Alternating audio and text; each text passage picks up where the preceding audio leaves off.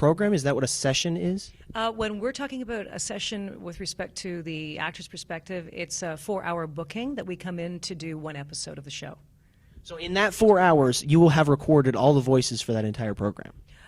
In the 4 hours, we will do one episode, and then we'll come back the following week and do another episode, and the following week and do another episode. So it's usually weekly. Yeah. And so, just looking back on season 2, I guess, if you have you had one session per episode, and how much time did that take to do? Well, I believe for 13 weeks it would be pretty much 13 episodes. So it was every week, one day? Yeah, I think there are times, it's hard for me to remember because we do other shows as well, and sometimes there are glitches in the schedules, whether it be for the director or the clients or, even sometimes the actors. So we have to sort of go with the flow. Sometimes it isn't exactly weekly. Sometimes it's every 2 weeks, or they might change the day. But on average, it's about every week that we do a session, we do recording, yeah. And there's a little bit of music in the background. If you can pick that up, they're actually rehearsing the concert that's going to be going on. Yes. So, and you just completely sidetracked me by bringing that up. Thank you so much, Joe. What I was going to ask, because you were saying that you'll get into these 4-hour sessions. When you do these 4-hour sessions, are all of the actors involved in the show always at these sessions, or are there times that maybe you have to fill in for somebody else who isn't there at the time? How does that usually go?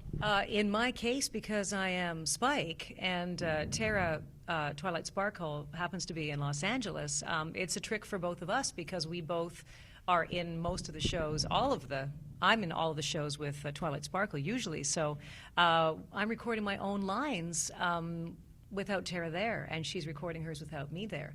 So what happens is one of the other actors will read the Twilight Sparkle lines so that we can sort of get into the role, and I have to imagine Tara there. I have to sort of, in a way, hear her voice. And now that I know her personally and I also know the show, then it's easy for me to get into the role a little bit more.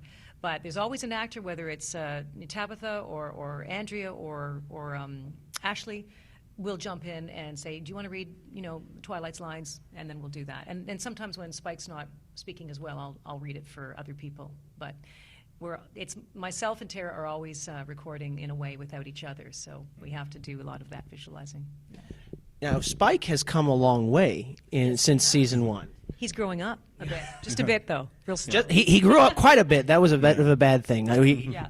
But he's gotten better. We've seen a lot of character progression with Spike. What's it been like? Have you adjusted who Spike is voice-wise with his character development as he's developing, as he's growing?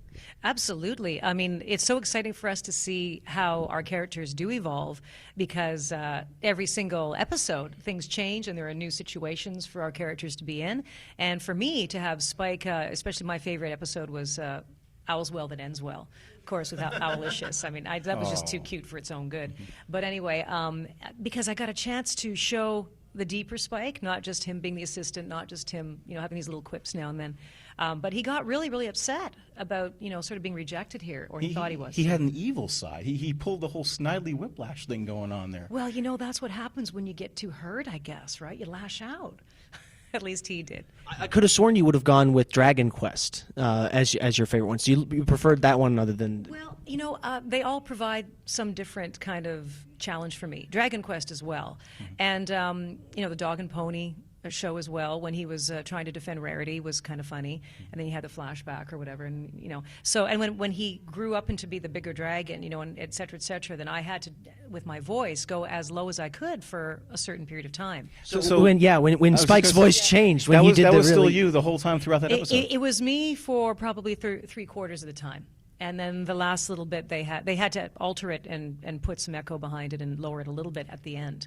But I had to go, Spike's talking like that. That is so awesome, right? But then he goes here, and then he goes here, and then he goes deeper, and he goes down here.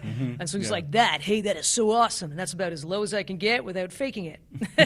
Then the girl comes in and blah, blah, blah. Yeah. Well, actually, speaking of that, because it is interesting, because Spike is a male character, and, you're a female voice actress.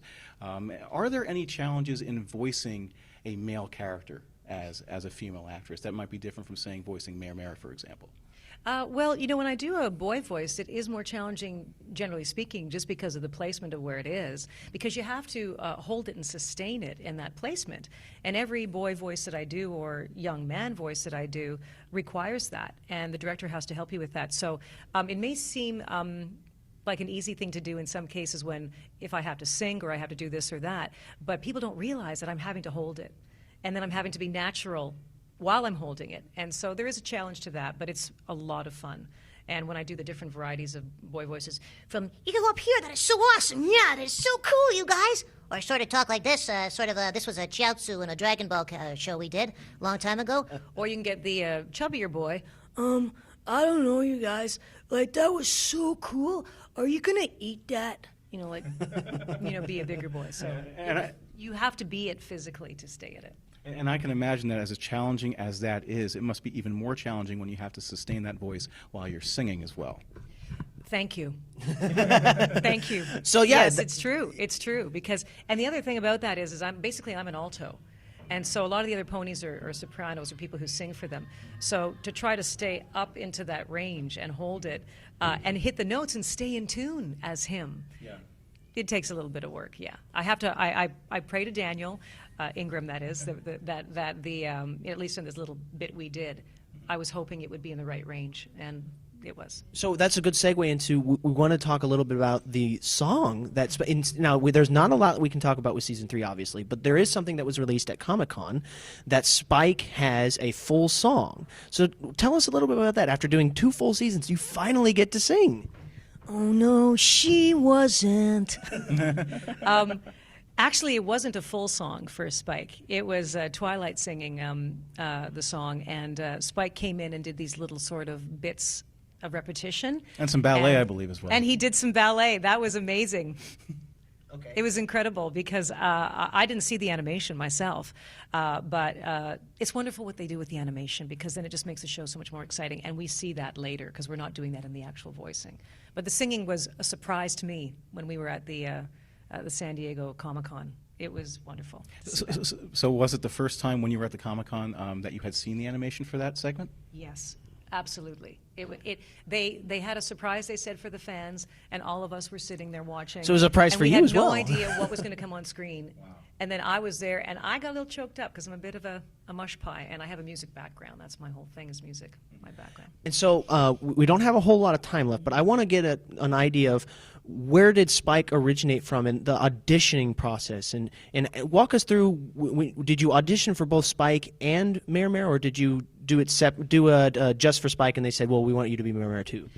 Most of us actors, when we have the option to do different characters, we will do that all at once. So what we do is we get audition sides, they say, and they provide it through our agent. Excuse me, and then we see what we feel that we can do. If we're a veteran actor, you often have a chance. Sometimes there's no time.